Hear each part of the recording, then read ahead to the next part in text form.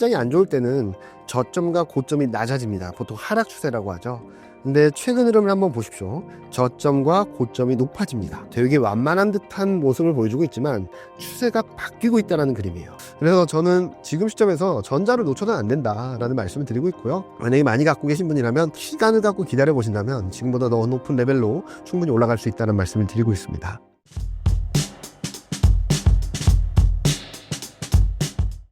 최근 삼성전자 주가 흐름에 대해 어떻게 보시나요? 일단 전자의 흐름들은 굉장히 부진했다가 작년 12월을 저점으로 조금씩 분위기가 바꿔가지 않나라는 생각을 합니다. 한번 주가를 보시면은 시장이 안 좋을 때는 저점과 고점이 낮아집니다. 보통 하락 추세라고 하죠. 근데 최근 흐름을 한번 보십시오. 저점과 고점이 높아집니다.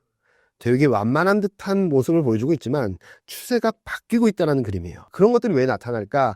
일단은 실적 불안, 업황 불안은 최악의 상황까지 선반영을 했다라고 보고 있고, 최근 나타나는 현상들은 반도체 가격이 급반등했다, 그리고 실적, 업황, 턴어라운드 시점이 당겨질 수 있다, 이런 것들이 들어오고 있죠.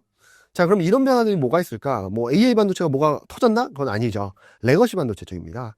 레거시 반도체 쪽이 왜 움직이냐면 두 가지 이유 때문이라고 생각하는데요. 첫 번째는 선수요입니다. 어차피 결국에는 반도체도 관세를 부과하면서 부담이 커지겠죠. 그러면 여러분들은 어떻게 하시겠습니까? 미리 사놓겠죠. 몇 달 뒤에는 10%, 20% 올라갈 수 있어 라고 한다면, 야, 빨리 쟁여놓자 라고 하다 보니까 전반적인 선수요가 좀 들어왔다라고 보고 있고요. 두 번째로는 중국입니다. 중국이 굉장히 강력한 경기 부양 드라이브를 걸고 있거든요. 이구 환신이라 그래서 보조금을 지급하는, 소비 보조금을 지급하는 정책이 있는데, 그게 작년 대비 올해는 2배가 늘어나면서 3천억 위안을 부과한다라고 하는데, 이게 어느 정도 규모냐면 GDP 대비 비중을 봤을 때 금융 위기 때보다 GDP 대비 비중이 높아요. 사상 최대입니다. 어마어마한 돈을 푼다는 거죠.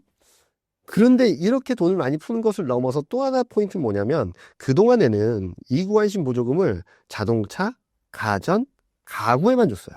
근데 올해 초부터 IT 기기까지 확대했습니다. 핸드폰, 태블릿, 컴퓨터 이런 쪽까지 확대하다 보니까 중국 쪽에서 이 반도체 수요도 좀 꽤 올라오는 모습들을 보여주고, 전반적인 IT 기기에 대한 수가 높아졌다고 볼 수 있겠죠. 이런 그림들이 맞물리면서 전자의 실적은 1분기 실적을 서프라이즈 기록했죠.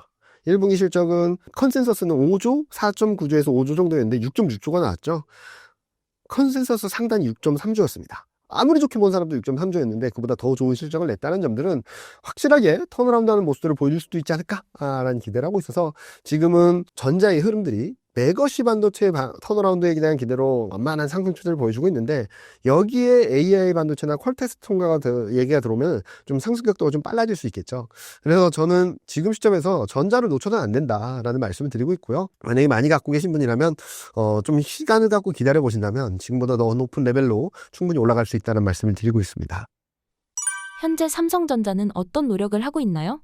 작년부터 많이 들으셨죠? 퀄텍스 통과, 뭐 많은 분들이 아시겠지만, 뭐 엔비디아 CEO 젠슨왕까지 나와서 삼성전자 잘 될 거야 라고 했는데 아직까지 본격적인 소식은 들리지 않고 있겠죠. 않고 있죠.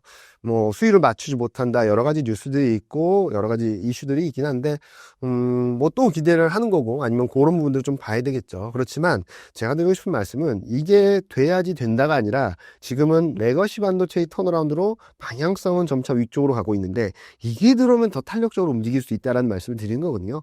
즉 이게 들어오면 더 올라갈 수 있다 라는 걸로 좀 기다리시면 좋지 않을까라는 생각을 하고 있어요. 언제 된다라고 말씀드리긴 어렵습니다. 왜냐면은 그동안 너무 1년 동안 굉장히 희망 고문을 해왔기 때문에 된다 안 된다의 흐름보다는 일단 레거시 반도체로 방향성 만들어주고 있다, 퀄텍스 통과 이슈가 들려면 더 세게 올라갈 수 있다, 그러면은 좀 더 레벨을 높여보자 라는 정도로 파악하시는 게 좋을 것 같아요. 이게 언제 된다, 어떻게 된다 라고 말씀드리기는 지금으로서는 저희도 장담하기 어렵기 때문에 레거시 반도체의 흐름들을 좀 더 주목해서 보고, 그리고 이게 전개되면 레거시 반도체 쪽에서 움직이게 된다면 수출도 괜찮고 여러 가지 흐름들이 좀 좋아질 수도 있고, 이 4분기 실적 대비 1분기 실적이 조금 레벨이 높아졌거든요. 왜냐면 그동안에는 4분기보다 1분기가 더 낮고 1분기보다 2분기가 더 낮을 거다라는 그림이 이번 실적 서프라이즈 좀 바뀌었어요. 그래서 실적 전망도 상향 조정되면서 주가 방향성을 위쪽으로 잡아간다면, 그런 흐름들에 대한 부분들을 좀 기억해 두시고 만약에 뉴스나 이슈 그런 데를 통해서 콜테스트 통과했다라고 하면은 좀 더 목표 주가를 좀 더 높여가도 되겠다 정도로 파악을 해주시면 될 것 같습니다. 저희는 레거시 반도체의 흐름만으로도 기본적으로 7만 원대까지는 갈 수 있지 않을까 하는 생각을 하고 있고, 콜테스트 통과가 들어오게 된다면 그 이상을 좀 더 열어놓자 정도로 좀 가늠을 하시고, 야, 콜테스트 언제 통과해? 라는 걸 기다리기보다는 야, 레거시만으로도 올라갈 수 있어 충분히, 이렇게 생각을 하시는 게 좀 마음이 편하실 것 같고요. 콜테스트 통과가 있다면 그러면 상단을 좀 더 열어놓을까, 이 정도로 큰 그림을 그려놓고 바라보시면 좋지 않을까라는 예상을 하고 있습니다. 최근 이재용 회장의 중국 관련 적극적 행보가 의미하는 바가 무엇인가요? 현대랑 삼성이랑 방향이 좀 다르죠. 현대는 적극적으로 미국에 투자를 하고 있고, 삼성은 중국에 직접 방문을 하면서 여러 기업들 CEO들과 만나면서 소통을 하고 있는 상황이죠. 확실하게 매출 비중이 다르기 때문입니다. 자동차는 미국 의존도가 높고, 반도체는 중국 의존도가 여전히 높기 때문이라고 보시면 될 것 같아요. 따라서 이재용 회장의 그런 행보들, 그러니까 중국과의 어느 정도의 교류하려는 행보들은 굉장히 의미 있는 시그널이다라고 보고 있고요. 그동안 중국과의 관계가 굉장히 경색돼 있었잖아요. 그런데 많은 분들이 이 또 얘기를 하세요. 야, 중국 반도체가 너무 많이 올랐어 라고 하시는데, 과연 그럴까? 라는 것들은 좀 고민해야 되겠죠. 만약에 중국 반도체가 너무 올라와서 전자가 설 자리가 없다라고 한다면 이재용 회장도 그렇게 행보를 했을까? 다른 데를 뚫지 않았을까? 라는 생각을 하거든요. 그래서 제가 생각하는 것은 이재용 회장의 행보, 파운드리에 대한 사업에 대한 확장성, 이런 것들을 계속적으로 강조하고 있다는 점들은 좀 의미 있는 변화고, 반도체 수출 비중이 가장 높은 중국과의 소통을 계속하고 있다는 점들은 지금 억눌려 있었던, 그러니까 지금 그동안 중국과의 관계가 경색됨으로 인해서 위축되었던 업황들이 조금 풀려갈 수 있는 그림들을 만들어주고 있다라고 생각하고 있어요.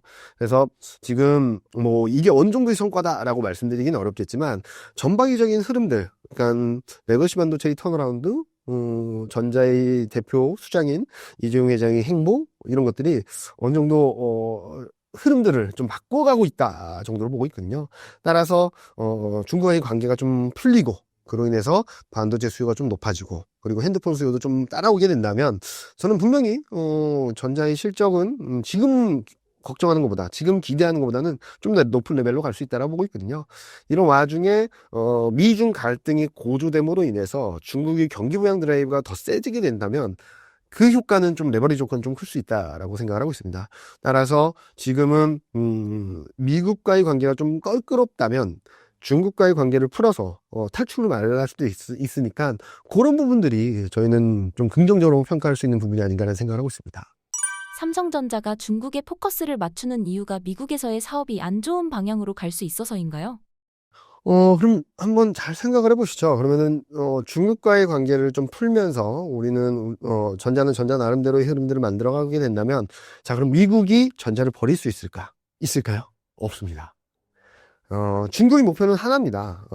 중국과의 관계를 좀 끊어내고, 중국에 대한 의존도를 확실하게 낮추겠다라는 게 목표거든요. 그렇게 본다면은 전자를 빼고 반도체 생태계를 구축할 수 있을까?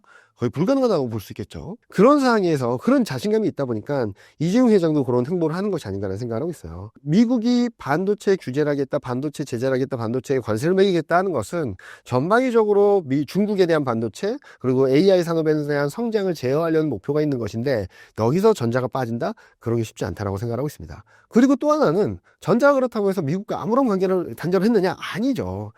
미국과의 관계를 가져가면서 중국과의 관계도 풀어가는 과정이거든요. 그러니까 양수겸장이죠. 둘 다 잘 끌고 가면 됩니다. 외교라는 게 되게 절묘한 타이밍이라고 생각하거든요. 그래서 저도 그동안 말씀드렸던 것은, 굉장히 불안정한 흐름, 미국과 중국 간의 갈등이 고조됨으로 인해서 굉장히 불안정한 흐름이라고 볼 수 있겠지만, 거꾸로 생각하면 둘 간의 관계를 잘 활용하면 꽃놀이패다. 이쪽에서도 잘 먹고 이쪽에서 잘 먹고 할 수 있는 꽃놀이패다라고 했는데, 그동안 단절됐던 중국과의 관계를 좀 풀어가는 과정에 있다고 한다면 다시금 꽃놀이패를 주는 것이 아닌가? 라는 생각을 하고 있거든요. 뭐 어떤 분은 뭐 너무 낙관적인 전망 아니냐라고 하실 수 있는데, 저는 충분히 가능성 있는 시나리오다라고 생각을 하고 있습니다. 그동안 한국 수출이 굉장히 부진했던 이유는 중국과의 관계가 단절되고 악화되면서 무역 수지가 흑자였던 나라에서 적자로 전환되면서 나타났던 현상인데, 그런 것들까지도 중국 임팩트가 얼마나 컸는지 아시겠죠? 자, 미국과의 관계가 좀 껄끄러진다, 관세 때문에 껄끄러진다고 한다면 중국과의 관계를 풀어서 이 부정적인 효과들을 상쇄할 수도 있습니다.